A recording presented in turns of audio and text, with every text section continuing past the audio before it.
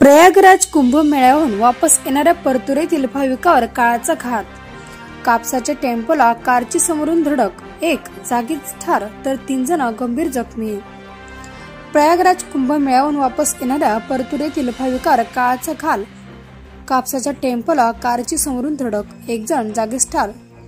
याविषयी सविस्तर वृत्त असे की परतुरेतील 4 भाविक प्रयागराज येथे उत्तर प्रदेश येथे कुंभमेळ्यासाठी गेले होते।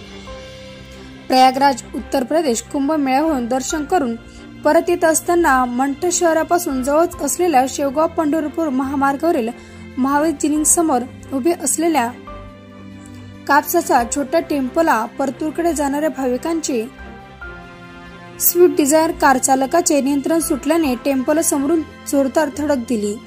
यावेळी यशवंत शंकरराव रोहनकर वय वर्ष 38 राहणार परतूर यांचा जागीच मृत्यू झाला व योगेश शेषराव वाया हे गंभीर झालेले आहे। मंठा येथील ग्रामीण रुग्णालयात दाखल केले असता उपचार करून पुढील उपचारासाठी जालना येथे त्यांना पाठवण्यात आलेले आहे।